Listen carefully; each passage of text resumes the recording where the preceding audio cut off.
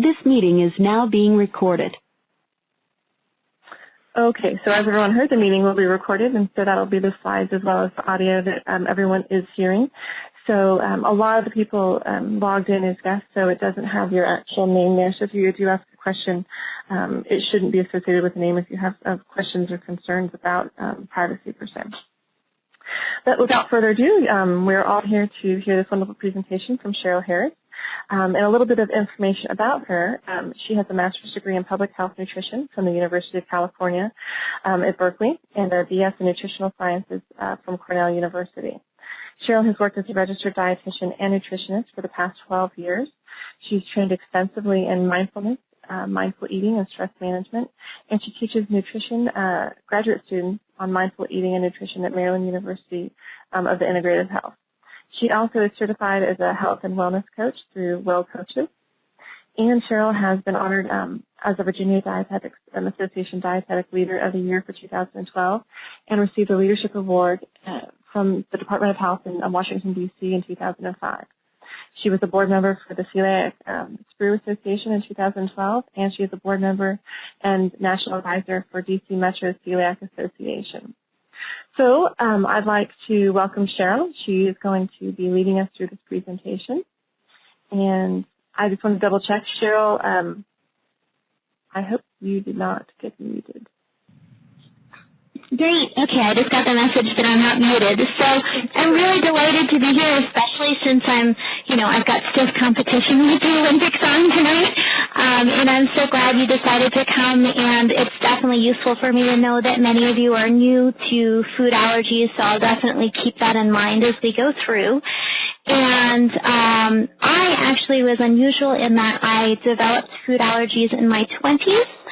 Which is certainly not common, as you know, and so I developed an allergy to egg, and then I was diagnosed with celiac disease, and then started having other food intolerances pop up. And so even though I was already a registered dietitian when all of these things came up, I remember initially it was overwhelming. So a lot of the passion that I bring to working with people with food allergies or food restrictions is because certainly in the beginning, anytime you do something new, we all need a little bit of support. So hopefully that provides some of that tonight, and we're going to be talking about ways to make things work in terms of nutrition, in terms of balance, in terms of filling in the blanks.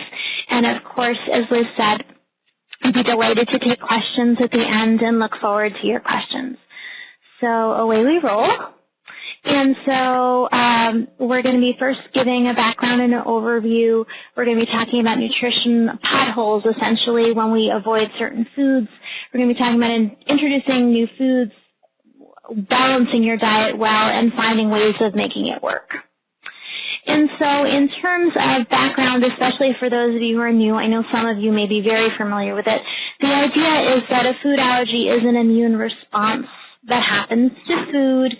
Often it's an IgE response where basically when you eat, say, as several of you said, walnuts and peanuts, if you're allergic to them, your body says, oh my goodness, invader, let me send an army to attack, which is obviously inappropriate. It can cause all sorts of responses, which can even be life-threatening. And the key pieces there, or the symptoms can really range from annoying to life-threatening, and that's really important to know because while some symptoms may be uncomfortable and unwelcome, like hives or eczema, some of them can truly be life-threatening in very short order. Part of what I always try to emphasize is that even if the first time around your symptoms or your child's symptoms are pretty mild, they can certainly be severe future times, so it's important to just not assume, hey, Johnny's reaction to peanuts wasn't bad the first time, so it'll always be okay. And obviously I don't say that to frighten in any way, but it's important for parents to be proactive and to be aware that reactions can differ depending on quantity, depending on a variety of different factors. I'm sure you're already aware food allergy is not autoimmune. It's not, say, celiac disease. It's not an enzyme deficiency or an intolerance. So an example of that would be lactose intolerant. I'm sure all of you are familiar with that, where basically in lactose intolerance, you lack the enzyme lactase to break down lactose. So if someone with lactose intolerance say, has a glass of milk, they're going to have a stomach ache and they're going to have diarrhea and they may not feel good. But again, that's not going to be life-threatening and it's not a food allergy. It's not a food sensitivity, which is generally a milder response and is not immune-based and not life-threatening the way a food allergy is. And it's not food poisoning. So the idea with food poisoning is it's a toxin that's going to affect almost anyone. So if we were to eat chicken that had been left out for 2 days, pretty much everyone most likely is going to get sick. So it's not a food allergy. It's not a food an immune response. And the other thing that I always like to emphasize, a food allergy is not a preference. It isn't that your child has decided not to have chickens, walnuts, eggs, whatever the case may be. It's a biologic reaction that needs to be taken seriously, and I'm sure that you know that well and that I'm preaching to the choir on that one.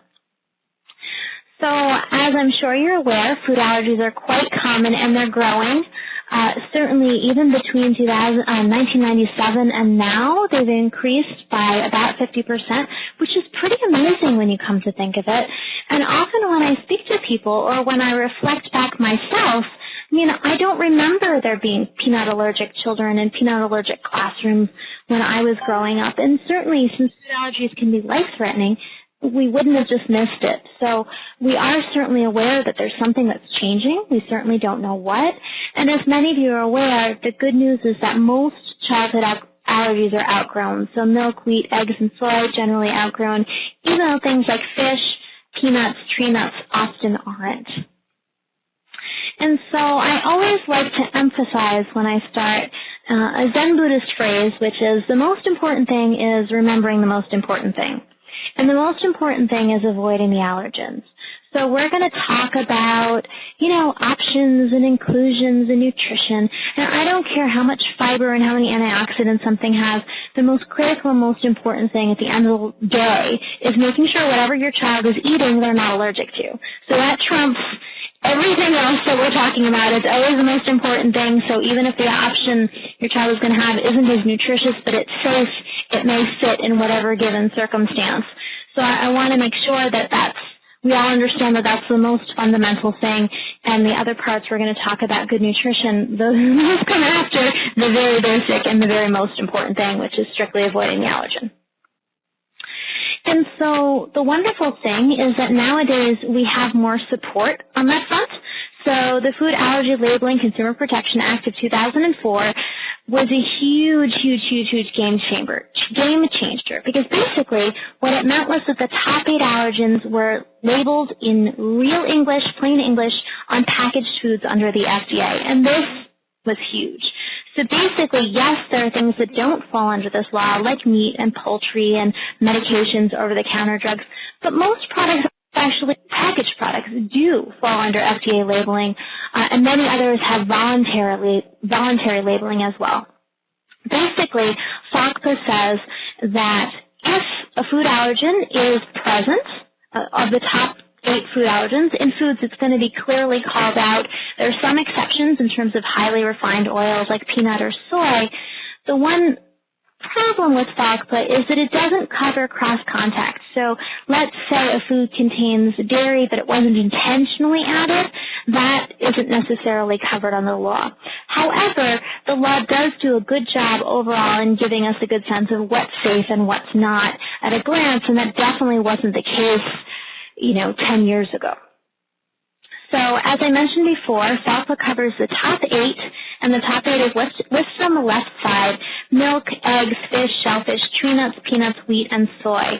And the top 8 is pretty significant in that 90% of the food allergy reactions are to the top 8. So someone I had heard mention before about EOE where the child was reacting to white potatoes.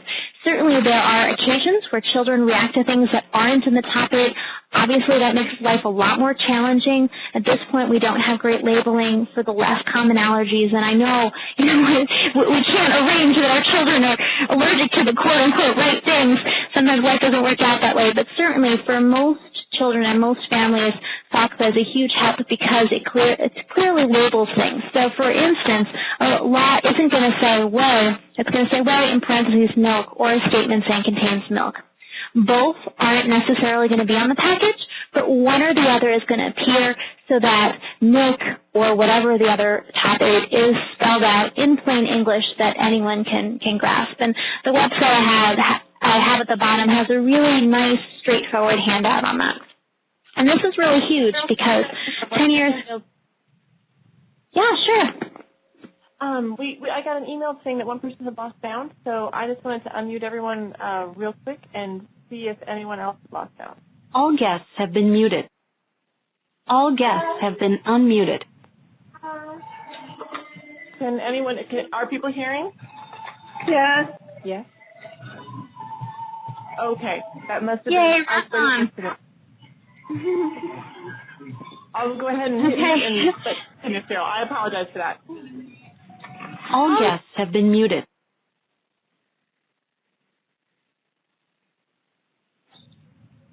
Oh, okay. I'm so glad that you did that because, you know, if everyone were muted and I were talking away, that really wouldn't be a very good use of our time. So I just wanted to make you aware of that handout which spells it out, which can be really useful for schools, for child care, so on and so forth in terms of explaining the labeling law. And so I have here an example to illustrate the labeling law, and I've chosen this one pretty deliberately because it spells out a lot and illustrates nicely a lot of the different things. So we've got whipped supreme cream cheese frosting. So what I'd like you to do is take a look at the label and see what jumps out at you in terms of allergens. And I'll give you a minute just to take a look. And so as we take a look, a couple things jump out. And one is that it does contain soybean oils. It does have soy lecithin. The interesting thing about soy is that for some people with soy allergies, some people can tolerate those, some people don't. That's certainly an individual thing. But the reason I chose this example, there's a couple of reasons. And one is that, you know, with something like cream cheese frosting, our assumption is, hey, cream cheese is going to contain dairy. And not necessarily. So sometimes things aren't going to contain what we think. The other thing that this label illustrates is there are a lot of things that people wonder about. So like propylene glycol monostearate. People are scratching their heads, myself included. What is that? What does that mean? And the idea is that if it contains an allergen, either it would have to say propylene glycol monostearate and then in parentheses peanuts or whatever it might be, or a statement saying contains fill in the blank. And so when you see the allergy information, it does say contains soybean ingredients, but it doesn't say anything else about containing allergens, so that we know that there wasn't any other allergen that was intentionally intentionally added. The other thing that I wanted to highlight here is there are many things that people will wonder about. So sodium stearoyl lactate, where people will wonder, lactate, does that mean it's got dairy? There are a lot of things that are easy to confuse, and so the labeling can be a huge help on that front. And the other illustration here is that since this contains partially hydrogenated oils, it contains trans fats, so it's not by any stretch of the imagination exactly a healthy food, but certainly when a child is at a party, this might be something where it's a safe option, and that may be something that makes sense. So again, it's knowing how to read labels and knowing that because while this contains soy ingredients, and although it contains a variety of funky things that aren't readily obvious, we can know whether or not it contains typical of the top 8 allergens by looking at the label, which again is a useful thing for ruling things in, ruling things out, even though again it doesn't tell us about cross-contact.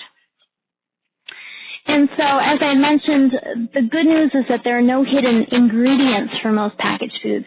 The bad news is, of course, if your child's allergies aren't to the top 8, it may not be helpful, and that it doesn't help in terms of cross-contact or things that may be accidentally added. Some children are sensitive to cross-contact, others aren't. That's certainly an area where I would definitely defer to your allergist in terms of your child's specific case. Certainly when children are allergic that they need things from a dedicated facility, that's going to affect eating in a huge, huge way. And so other things in terms of labeling, Sarah has a great handout that gives all of the different names for dairy and soy and wheat and so on and so forth. This can be really helpful when you're out.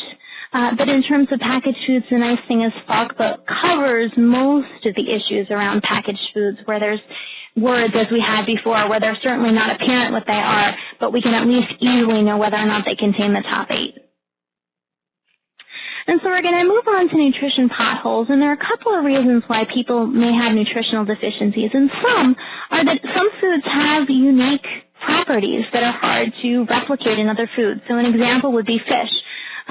Fish are a great source of omega-3s. It's hard to get them other places. Other reasons why there can be nutritional deficiencies is, because when you're on a restricted diet, certain foods are available and others aren't as available. So it may alter the kinds and numbers of foods that are available. And often, as a result of having food allergies, there can be pickiness or fear around food. So we're going to talk about all of those different things and how to address them.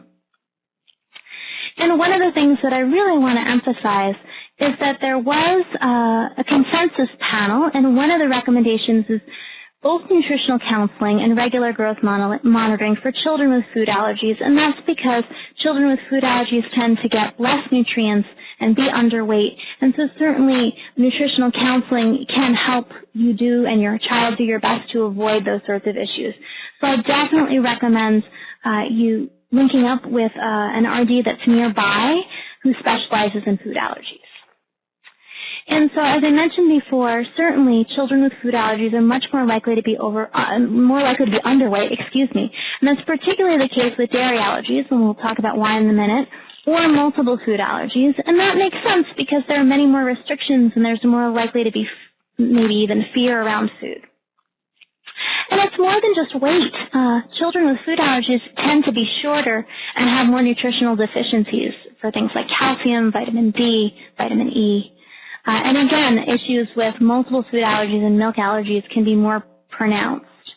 And so we're going to run through on the next slides the top 8 and things that can be issues. And I already kind of know some of you, so like the mom who mentioned that their child has EOE and has to avoid pretty much everything under the sun.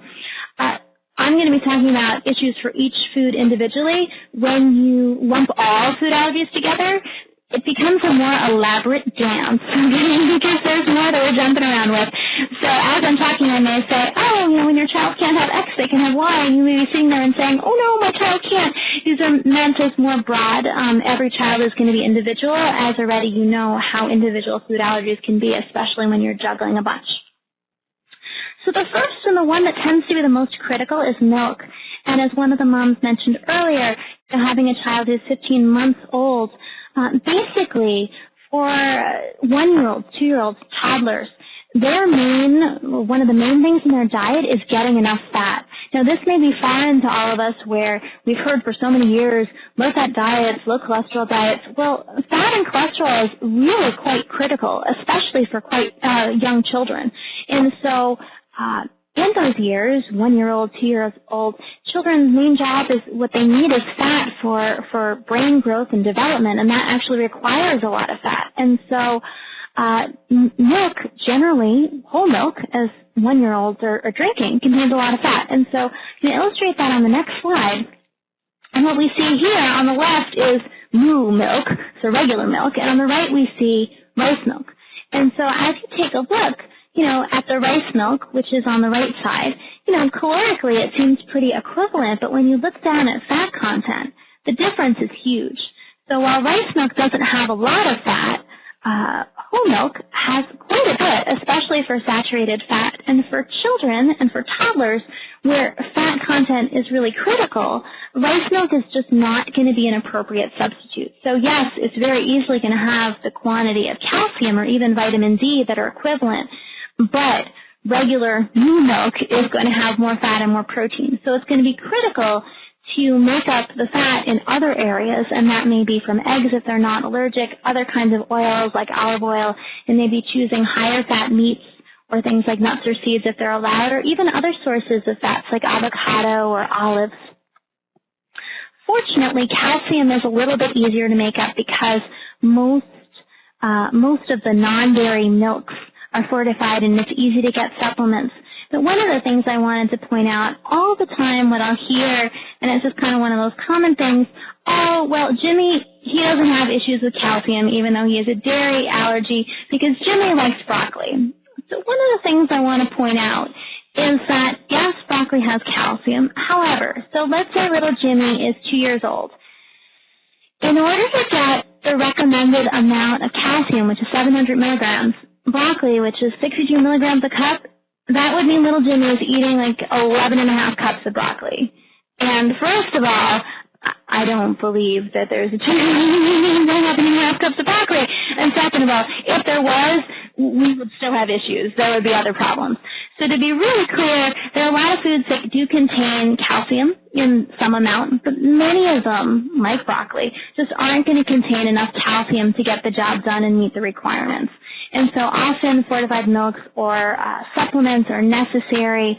It's knowing that getting a variety of higher calcium foods is important, but not to, say, focus on something like broccoli where we commonly hear, oh, it has calcium. It does, but not enough to meet the requirements for a growing child. And so as we move ahead, eggs, another common allergy for children. The nice thing is that while eggs contain a lot of nutrients, they are generally duplicated in other foods. So when children only have egg allergies, generally it isn't as hard to make up, say, the fat and the protein that they may be getting. You'll see on the side there are a lot of other micronutrients that I've mentioned there. Those are also things that are duplicated in a lot of foods and that we generally only need small amounts of. So generally, eggs aren't going to be the make or break source of, say, B12 in a child's diet unless a child is, say, a vegetarian. So the nice thing about eggs is that the things it provides, you can get other places as we've listed on the table. Fish is one that's tricky, and it's tricky for a couple of reasons. And it does contain things we can get other places, like protein. However, fish is generally one of the highest sources of omega-3 fatty acids, and it's hard to get them other places. And so a lot of times the questions I get is, well, what about flaxseed, or what about chia seed, or what about omega-3 eggs? And so what I point out is that those are actually a different kind of omega-3s. And I'm sure that all of you have heard about omega-3s. They're good for your heart, they're good for your joints, they're good for your hair and your nails and all those sorts of other things. However, all of those studies are looking at the things on the right, the EPA and DHA, when we talk about most of the health benefits, whereas the non-fish sources of omega-3s are ALA. So the things like chia, flaxseed, walnuts, omega-3 eggs, those contain ALA rather than the EPA and DHA. And children can convert, and so can adults, some amount of the ALA over to the active forms. However, the conversion factors, as you can see on the bottom, not so fantastic. And so, if your child is allergic to fish, certainly having sources of ALA is absolutely better than nothing, and having the supplements absolutely better than nothing. But it's not as efficient. And so it's important to be aware of, so even if, say, your child is allergic to fish and is having flaxseed, they may need to supplement with other forms of omega-3s to get sufficient amounts. Same thing with shellfish in terms of omega-3s. We do get some amount of omega-3s in shellfish, and that is, again, something that's hard to get in other places. Even though protein, as we mentioned before, fortunately there are a lot of different sources of protein available. So even if you're allergic to some, there are often other options. Tree nuts. Tree nuts are generally the good news. Most of what's in a tree nut is in other things, like fats, other sources, fibers you can get in fruits and vegetables and beans. The tricky thing about tree nuts is generally because when people need to restrict tree nuts, they often need to be much more careful about the kinds of foods that they're eating. So if your child is allergic to tree nuts, sorry about that, I'm just going to minimize this. If your child is allergic to tree nuts, if they're not allergic to seeds, those may be a great substitute, things like pumpkin seeds, things like sunflower seeds. And the nice thing about those seeds is those can even be more nutrient-rich. So those even have more magnesium and more iron than nuts would be. So those are an excellent trade. But normally the issue with tree nuts is just that many of those allergies are more severe, and there are a lot of other things that you have to avoid that may not even include the tree nuts themselves as much as being careful about cross-contamination. So same deal with peanuts. Peanuts and tree nut allergies are generally most significant nutritionally when children are either vegan or vegetarian, because in those cases, those are really the primary sources of protein and good fats. And in those cases, we really need to do some pretty intensive creativity and all those sorts of things to make sure that children are getting the nutrients they need. But usually in terms of nutrients, if children aren't vegan or vegetarian, peanuts aren't a critical source of nutrients, which is certainly a plus nutritionally. Wheat is sort of surprising in a lot of ways in that for many, wheat is a source of fiber, but what many people don't realize is that most regular white bread and cereals and pasta actually are enriched with a lot of B vitamins. And so years ago, basically they did a survey, they found what children are getting enough of and adults too, and not getting enough of. And they had mandatory enrichment. And, so you see enriched white flour, and you see that in white bread, so enriched this, that, or the other. Well, a lot of the wheat-free products are actually not enriched. And so to show you here, so gluten-free products or wheat-free products generally contain the top cornstarch, tapioca flour, potato starch, rice flour. And as you can see, as we look over at the different B vitamins, there are a whole lot of zeros. Okay? So they don't generally have a lot of the nutrients, especially as you look at it compared to enriched flour or whole wheat flour. And so because the allergy foods or the gluten-free foods are considered specialty products, they're actually not enriched. And a lot of times what we don't realize is when your child switches from regular bread to gluten-free or wheat-free bread, that often they're missing these nutrients. And often things like iron and calcium are also not enriched. So that's certainly something to be aware of as well. I got an illustration here. So on the left, you've got crispy brown rice, and on the right, you've got honey smacks. And that's included because that's generally not something that we see is particularly nutritious. And so if you look at these labels, very similar in terms of calories and fat and cholesterol and those sorts of different things. Pretty similar across the board in terms of carbs and protein. But what you notice, very different in terms of how they're fortified. So since honey smacks are considered just regular cereal, they're required to be fortified with all these B vitamins. And even though we would generally think of, okay, well, an organic, gluten-free, wheat-free, whatever-free food is going to be much more nutritious, it actually contains fewer B vitamins and fewer nutrients in a lot of ways. And so I definitely don't want you to misunderstand and think that, go home and say, oh, the nutritionist is advocating for honey snacks, because that's not the point I'm trying to make.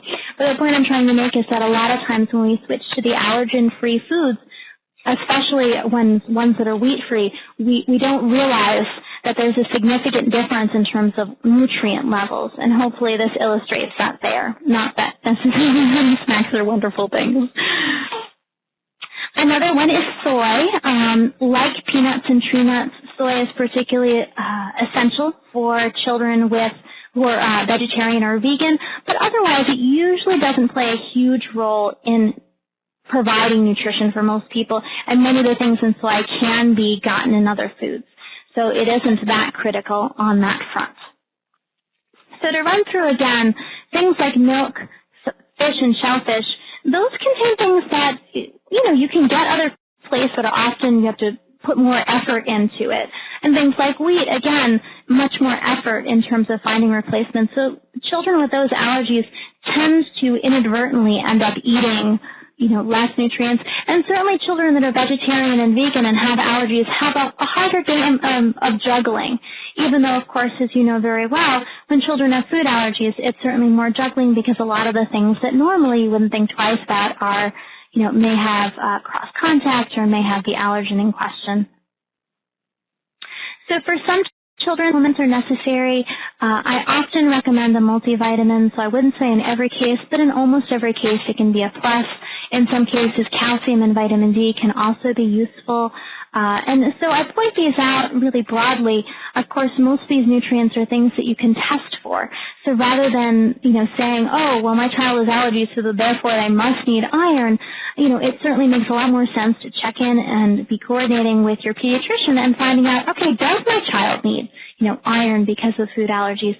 So certainly vitamin D, iron, those are things that you can certainly check in on. For some children, and certainly children with eosinophilic esophagitis who have to avoid many, many allergens, formula may be appropriate, or other drinks like EO28 Splash, sometimes are necessary when children do have multiple allergies to make sure that they're getting what they need. And at the end of the day, getting your child nourished is the most important thing. And again, these are broad. They may or may not be appropriate for your child. For some children who are, say, only allergic to nuts, I'm not trying to minimize it in any way because I know that's a real hassle, but certainly the things like the formulas often aren't necessary. So moving on, one of the things that I'd like to point out, so we've got at the bottom of our screen, we've got Og, who is our friendly caveman, and so everybody can wave hi to Og. One of the things that I try to point out is that parents often take their food allergies and the fear around food allergies really personally, whereas they're not personal. So if a caveman, so let's say Og, was allergic to eggs, and he ate his first egg and he keeled over and couldn't breathe, well, first of all, Mama Og is going to be really, really panicked. And if Og is fortunate enough to somehow live through this episode, you better bet that he and Mama Og are going to be nervous about everything that goes into his mouth because they're not going to know what triggered the reaction. New foods are going to be very suspect. And I say this to mean that fear around new foods and the stress and the anxiety, even though it's not pleasant and even though it's not fun, it makes sense, okay? It's normal. A lot of times I see parents and they're kind of beating up on themselves for being nervous and being anxious, whereas it's understanding, no, this isn't fun, but it's normal. And studies have really confirmed, this is one study on peanut allergic mothers. It's often seen in fathers too in terms of the anxiety, and certainly often anxiety is typical for children too. So it's understanding, this isn't saying, okay, then don't have your child introduce new foods, but it's making sure you're both coordinating with an allergist, which makes a lot of sense, but it's also understanding, your child isn't, say, refusing new foods to spite you, it's because there's fear, and understanding that it's normal often helps parents to take it less personally and understand that, first of all, pickiness is really common in children, but second of all, any child that's had the experience of eating a walnut, getting whisked off to the emergency room and having their throat closing, understandably is going to be more nervous around eating than a child where that's not the case. So sometimes working with a therapist can be useful, introducing things gradually over time, trials with an allergist can be useful, so making sure you're taking the appropriate caution and understanding that it is being in there for the long haul, so being patient both with yourself and with your child. And so in terms of limiting different things, a lot of times, or the old school was, well, my child, his brother is allergic to peanuts, so we're avoiding all beans and this, that, and the other. Basically, the new guidelines from 2010 say, no, that's not necessary. Patients at risk of food allergies don't need to, as a general rule, avoid cross-reactive foods. So again, your allergist may have different guidelines, but the broad ones say that generally that's not necessary. And the other part is that we used to think, hey, maybe if your child, say, avoids peanuts until they're older, maybe they won't develop food allergies.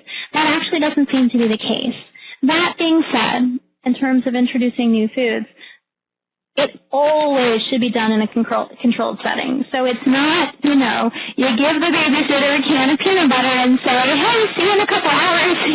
You always want to introduce foods that may be suspect while the parents are present, where you've got an EpiPen, where it's a more controlled situation, so that if there's a problem that you're prepared, of course. And generally, food introduction is done gradually over time. You don't want to throw in 3 things at once. You're going to do it in a systematic way to make sure that if there's an issue, you know what the problem is, can behave based on what that is, so you can respond appropriate. The other thing that I want to mention, and this is obviously an important of the well-balanced thing, so as we look at this nice little cute little plate here, so I'm sure many of you are familiar with the My Plate. So yes, dairy is an allergen. Most of the things on this plate aren't typically allergens, but that doesn't mean that most children are known to eat a balanced diet.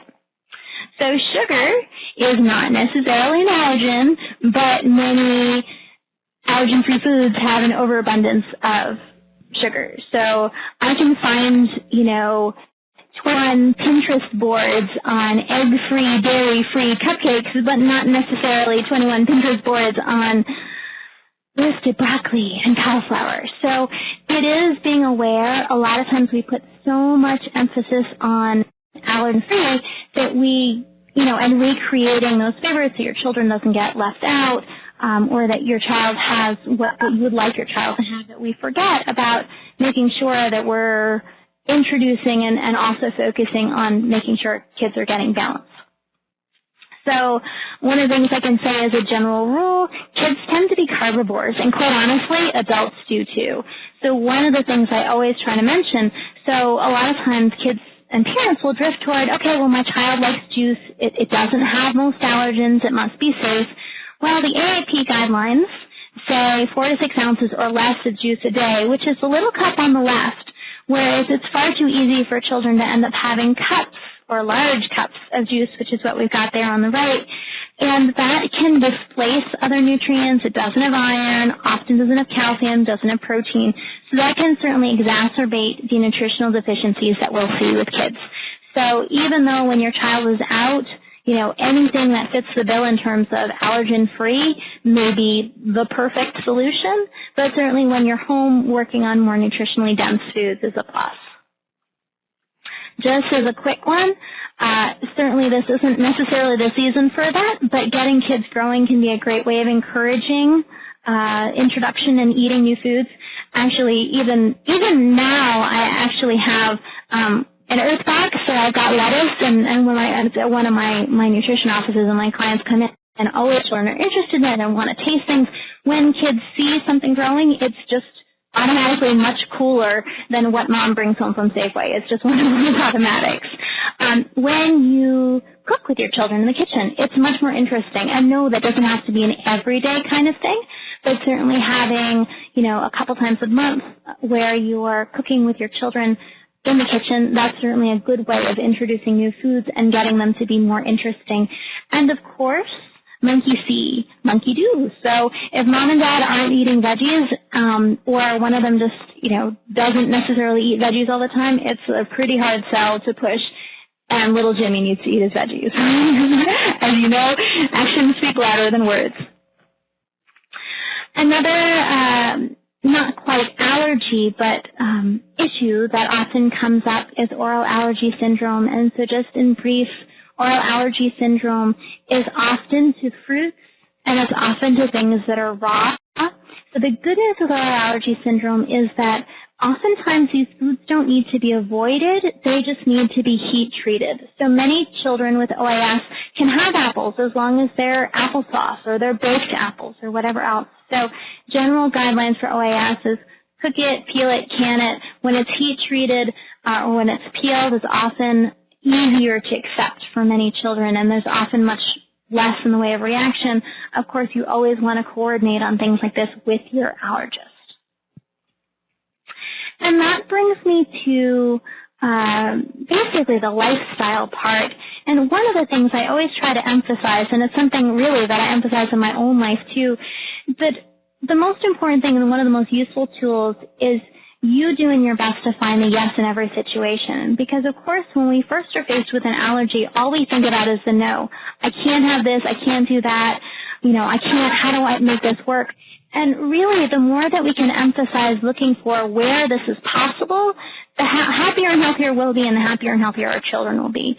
So oftentimes when you tell someone at school or friends or whatever else, and you say, oh, my child is allergic to whatever, peanuts, they've got blinders on. This is totally new to them. So what I would encourage you to do is, to the extent that that's possible wherever your child is, thinking about what is possible. So rather than just saying, my child can't have peanuts, being able to say, but my child can have fill in the blank.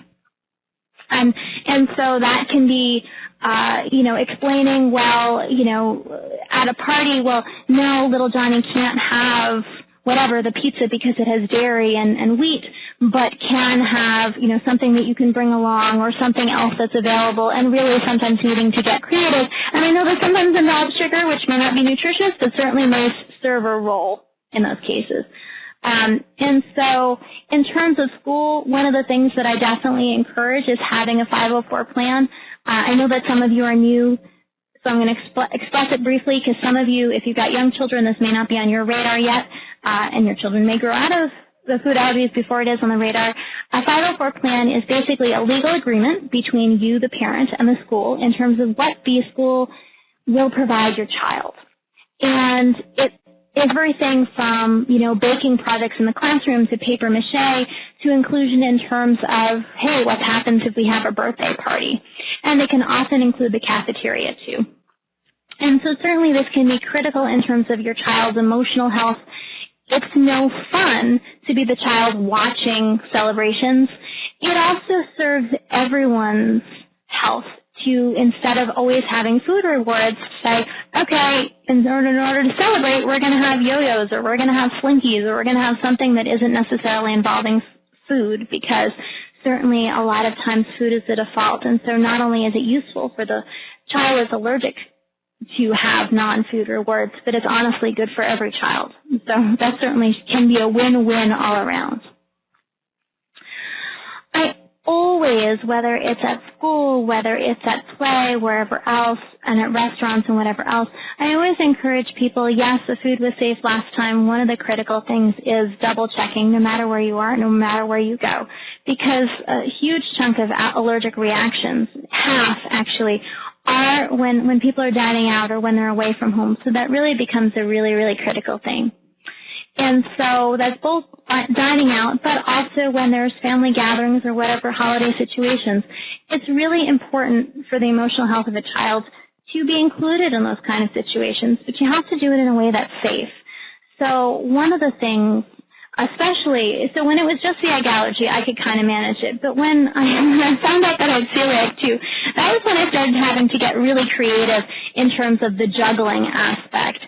And so one of the things that we ended up deciding was there are certain things that just wouldn't be in the house, and we would need to make clear to visitors, look, please don't bring anything, or if you want to bring something, being able to say, okay, you can bring soda, or something where I knew that it was something that was safe. And that can work really well for if there's something that's in your house and you want to control the situation, being able to, if people want to bring something, giving something that's allergen-friendly.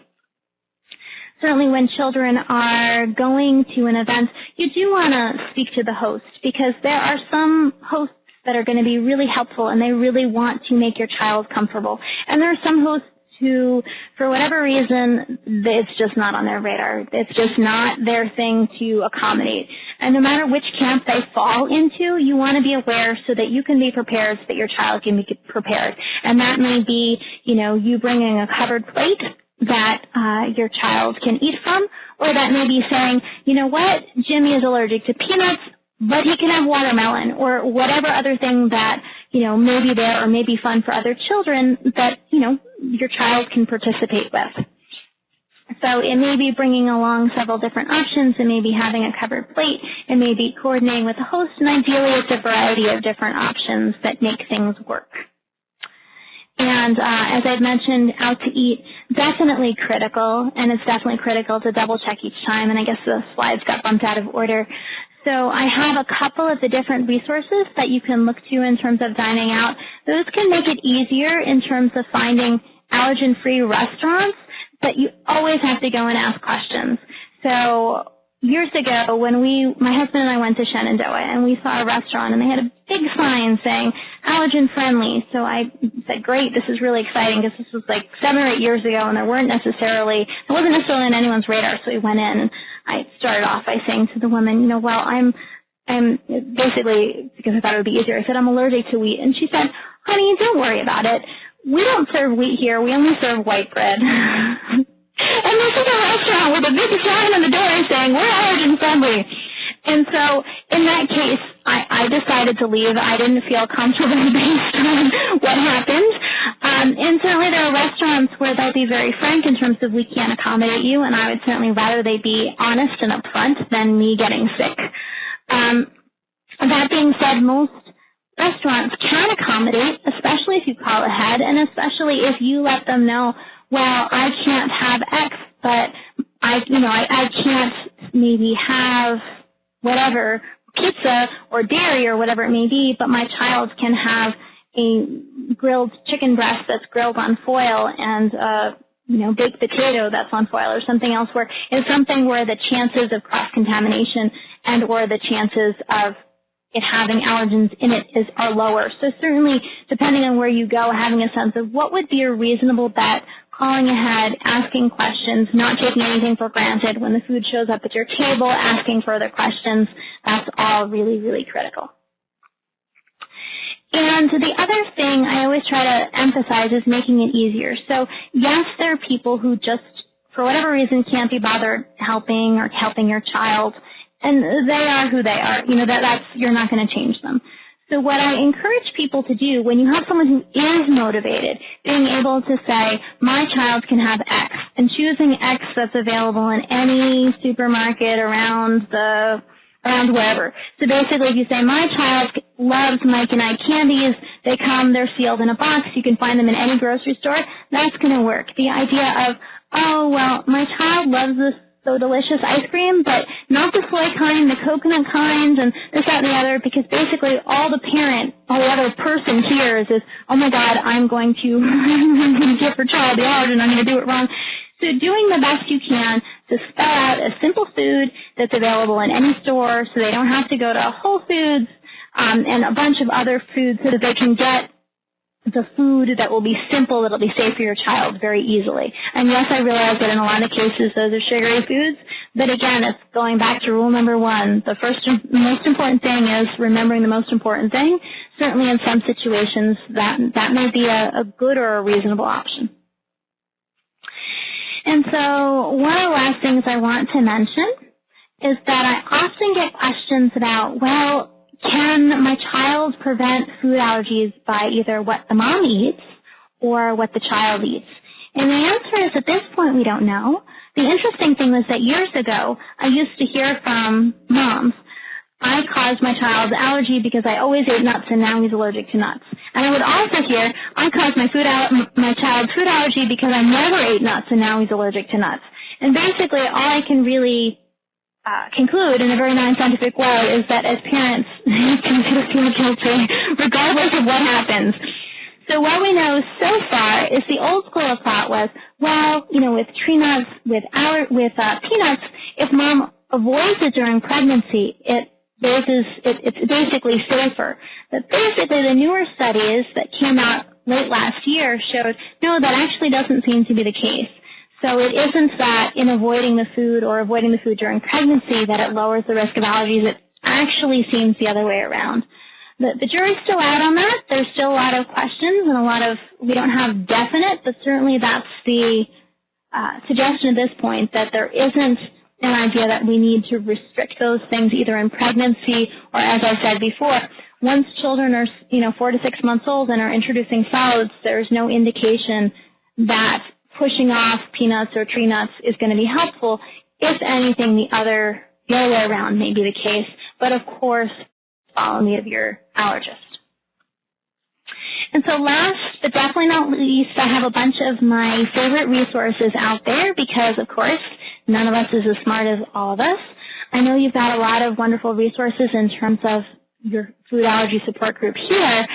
Sarah is a great resource, kidswithfoodallergies.org, great one, go dairy-free.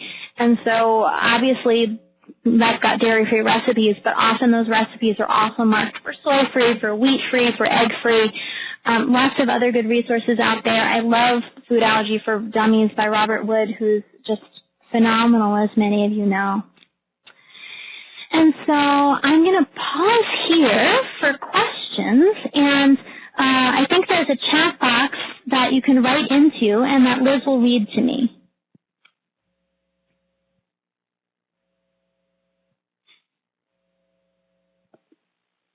So everyone should have some, at the top of their screen, there's sort of two bubbles that has a Q&A under it. If anyone has any questions, if you want to type them, Cheryl and I will discuss those, and she can give you a nice answer here.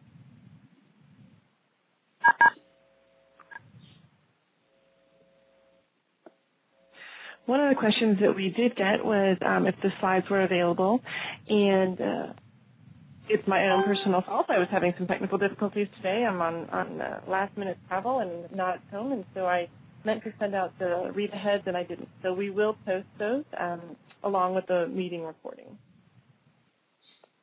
The first the first comment came in, and it's from Dr. Willis, and she said, "Thank you for such a terrific talk." Thank you, Dr. Willis. Oh, wonderful. Thanks.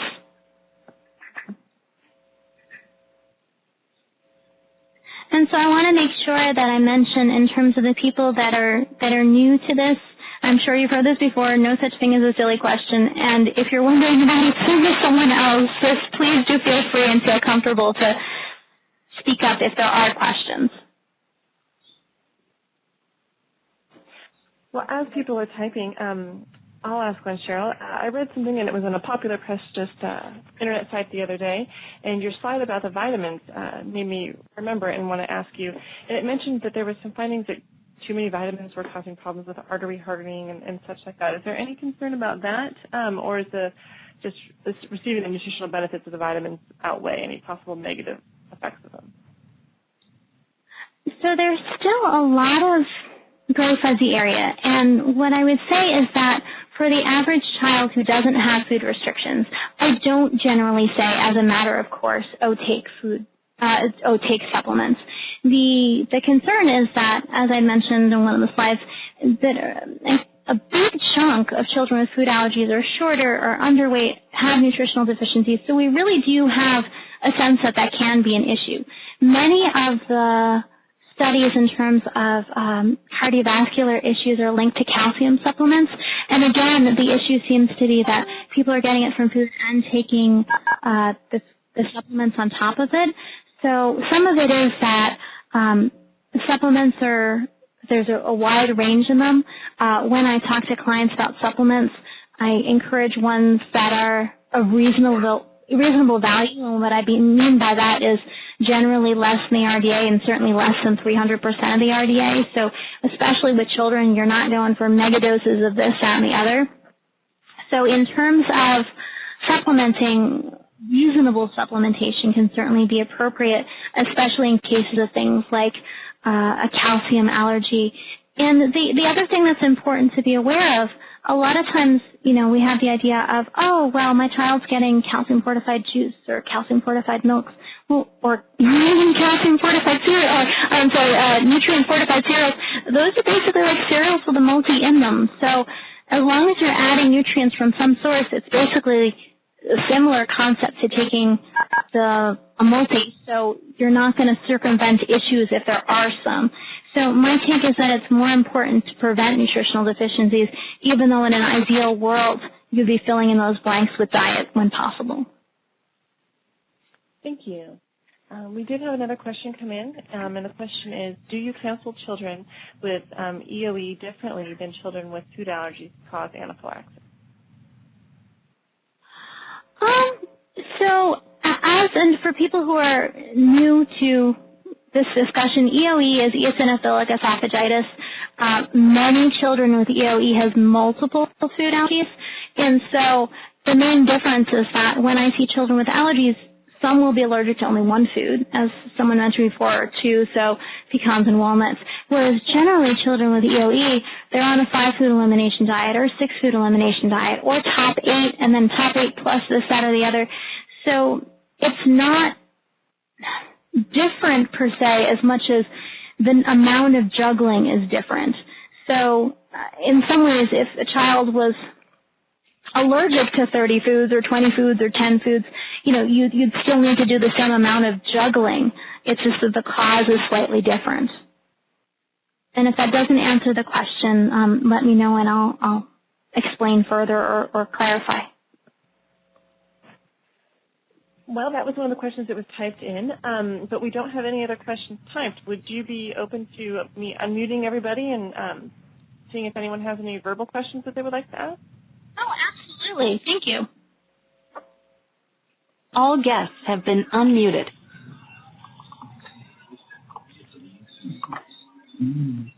So I tried to unmute everyone. If I messed that up or if you are not unmuted, please let me know. And if you have any questions, please speak up. Can you give me... Sorry about this. Hello.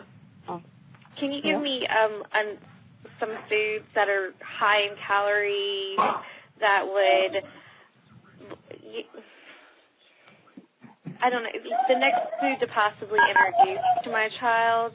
You know, I want something high in calorie and something that, you know, but it's healthy. Okay, so let's start off here. What is your child allergic to? Because obviously, as we said, first thing is remembering the most important thing. So what are the allergies that we're judging? Right now, he can have apples. Okay. That's his safe food right now.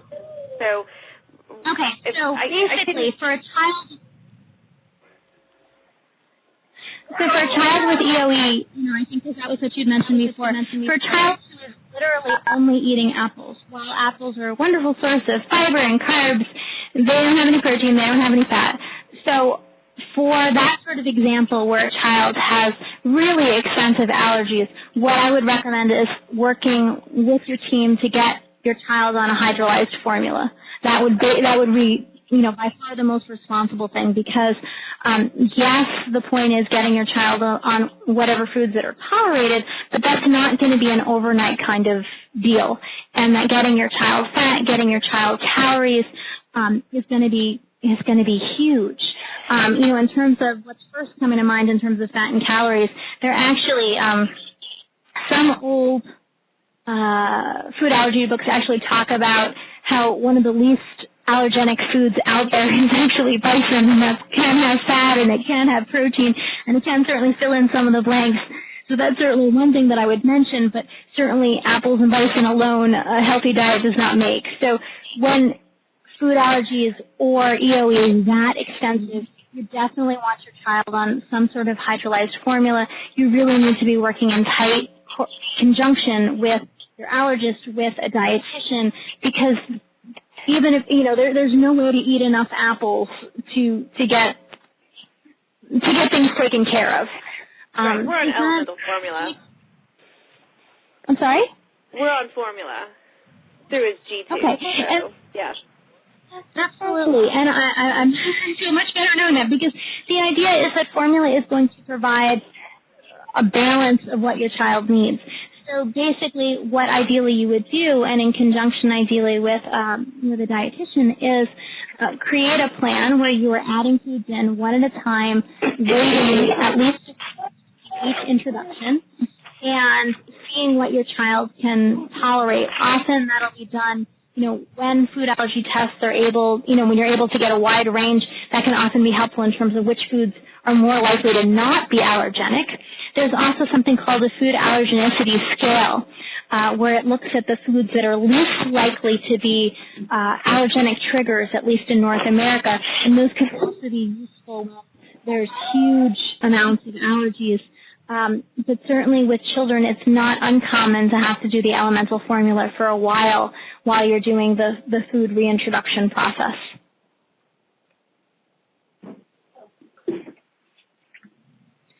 Other questions? Cheryl, there was one typed in here, and it said, I missed the question about supplements. How old can children begin taking supplements? Her son is 15 months old. And I'm going to apologize. I'm having trouble hearing you. Is there any way I could have you talk a little louder? Sure. Is that any better? Not really? It was any better? My question. Hello? Oh, that's much better. Okay. So I just heard the question. Go ahead. Please go ahead. Oh, me? Yes, I was just going to read the question that was posted. So if it was yours, please go ahead. Sure. I got cut out of the meeting for just a bit, so I don't know if I missed. I heard you talking about supplements, but basically I wasn't sure how young you could start children on supplements. I mentioned my son is 15 months old, and he's allergic to dairy, eggs, and tree nuts. And we do give him vitamin D supplements, but should we also be giving him multivitamins and calcium? So I want to be really clear, especially, so the first thing that I would recommend, and that's one of the things that I said before, it's important to work with your pediatrician because some of the questions are going to be, certain things that they can measure. So they can look at his vitamin D level. They can look at things like iron levels, which iron deficiencies are very common in toddlers, as is.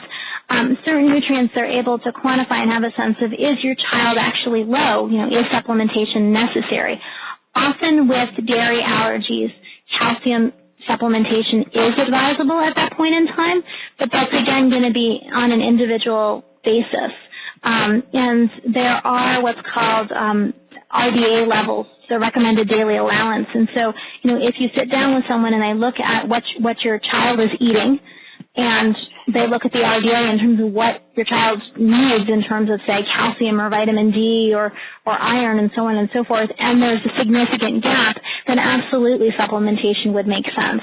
And what I want to get across is that supplementation can be really useful, but it isn't something that you need to add in everything just in case. You do want to make sure that it's targeted based on what your child is avoiding, but also their labs when possible. So, and also even looking at and monitoring to make sure that your child is growing normally. One of the terms that some of you may have heard is tracking along on growth charts. So some children, they pop out of the womb, they're small. Some children, they pop out of the womb, they're big. And as long as people track where they've always been, so if your child was born and they're at the 50th for height and weight, and they're always at the 50th, that's fine. But we get nervous when someone will say at the 25th and they drop to the 50th when they're at the 75th and they drop to, say, the 50th or the 25th. You want to make sure that your child is tracking along properly on the growth curve, that both their weight and their height is tracking along. Certainly if they were to fall off, that's a really good indicator that they're not getting the calories and not getting the nutrients that they need. Mm-hmm. But, does that answer your question?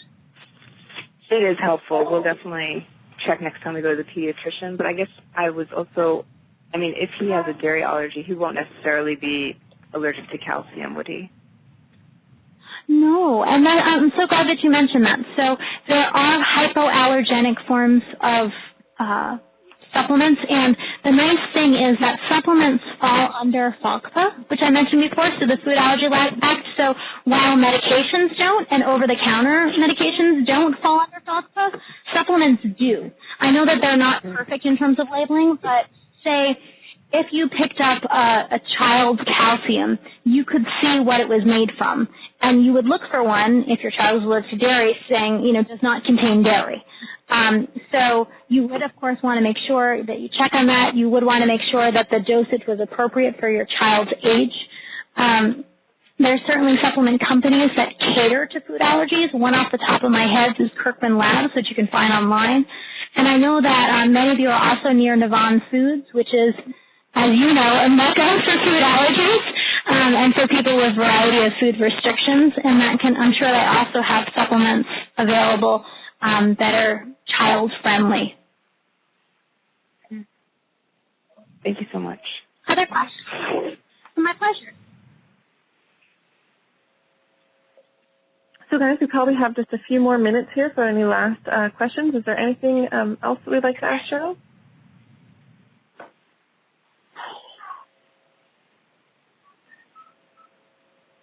Well, I'm going to go ahead. I realize it's 9:40 now, and I'll go ahead and close out the meeting. And first off, I just want to say thank you to Cheryl. It was an absolutely wonderful presentation, very informative, very well done. We really appreciate you joining us tonight. And we also appreciate you letting us record this and put this on our website for all of our members who couldn't be here tonight. Very much my pleasure. So if other questions come up in terms of people listening, you can always email me. You can find my Facebook page, Twitter. If there are questions for anyone listening later that want to ask questions about the presentation, you can feel free to drop me a line. That is wonderful, and we will be sure to include that information on our website at FASGOT.com as well. Great. Thank you. Thank you, everyone. I hope everyone stays safe and warm in this upcoming chilly weather, and we look forward to seeing many more folks, many familiar people, at our April meeting. Thank you. Thank you.